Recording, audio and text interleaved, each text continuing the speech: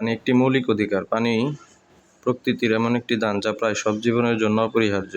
সৃষ্টির আদিকাল থেকেই মানুষ খাওয়া, গোসল, রান্না সহ অন্যান্য সকল কাজে পানি ব্যবহার করে আসছে। মানুষের 5টি মৌলিক অধিকার হলো খাদ্য, বস্ত্র, বাসস্থান, শিক্ষা এবং চিকিৎসা। এর প্রত্যেকটি পানির উপর নির্ভরশীল। তাই পানি হচ্ছে মানুষের মৌলিক অধিকার। আর যেহেতু এটি প্রাকৃতিক সম্পদ, কোনো দেশ বা জাতি এটি সৃষ্টি করেনি, তাই পানির প্রতিটি ফোঁটার উপর পৃথিবীর সব মানুষের অধিকার রয়েছে। কাজে আমরা যখন পানি ব্যবহার করি তখন মনে রাখতে হবে যে আমরা পৃথিবীর সকল মানুষের একটি সম্পদ ভোগ করছি এবং এটি কোনো মতেই অপচয় করা উচিত নয়। অপচয় করার অর্থই হলো অন্যের অধিকার খর্ব করা, যেটি আমরা কিছুতেই করতে পারি না। পানির উৎস সংরক্ষণ ও উন্নয়ন। আমরা সবাই জানি আমাদের বিশাল একটি পানি সম্পদ আছে, কিন্তু সত্যিকার অর্থে ব্যবহারযোগ্য পানি সম্পদের পরিমাণ কিন্তু খুবই সীমিত। এ অবস্থায় আমরা যদি পানির উৎস সংরক্ষণে সজাগ না হই তাহলে একসময় হয়তো ভয়াবহ পরিণাম ভোগ করতে হবে। যে কোনো ধরনের উন্নয়ন কাজে, সেটি শিল্প, কলকারখানা, রাস্তাঘাট, ঘরবাড়ি বা নগরায়ন যাই হোক না কেন, সব কিছুতেই পানির প্রয়োজন রয়েছে। আবার এই সকল উন্নয়নের কারণে যদি পানির উৎসগুলোই হুমকির মুখে পড়ে যায় তাহলে প্রকৃতপক্ষে সব ধরনের উন্নয়ন কর্মকাণ্ডই থমকে যাবে। কাজেই যেখানে সেখানে শিল্প, কারখানা, নগরায়ন না করে অত্যন্ত পরিকল্পিত উপায়ে সেগুলো করতে হবে, যেন কোনোভাবেই পানির উৎসগুলো ক্ষতিগ্রস্ত না হয়। পানি প্রবাহের সার্বজনীনতা এবং আন্তর্জাতিক নিয়ম নীতি।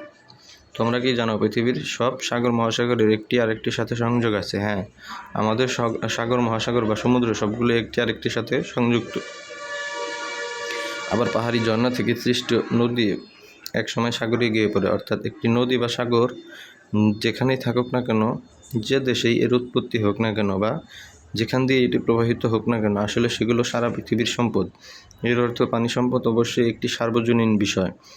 এটি কোনো জাতি, গোষ্ঠী, দেশ বা মহাদেশের সম্পদ নয়, এটি সবার সম্পদ।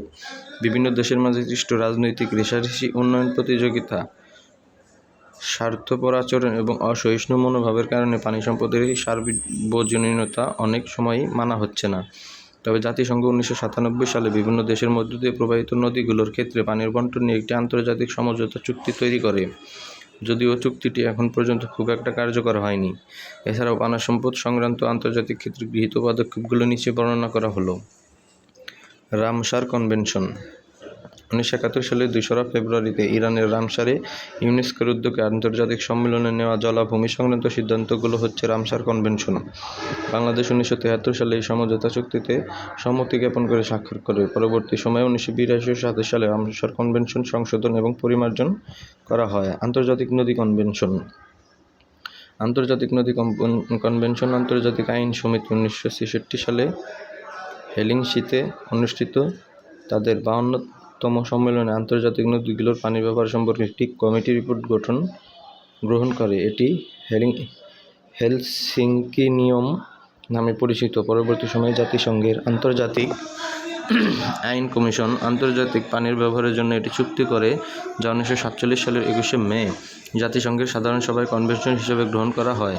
এই কনভেনশন অনুযায়ী একের অধিক দেশের মধ্য দিয়ে প্রবাহিত নদীর পানি কোনো দেশই অন্য দেশের অনুমতি ছাড়া একতরফাভাবে ব্যবহার করতে পারবে না। এই রীতি অনুযায়ী দেশগুলো ন্যায়সঙ্গত এবং যুক্তিসঙ্গতভাবে নিজ নিজ দেশের মধ্য দিয়ে প্রবাহিত অংশের পানি ব্যবহার করতে পারে, তবে অন্য দেশের অংশে পানি প্রবাহ যাতে কোনো বিঘ্ন না ঘটে সেটি অবশ্যই নিশ্চিত করতে হবে। আমরা কি পৃথিবীর বিভিন্ন দেশকে এই নিয়মগুলো মেনে চলতে দেখছি?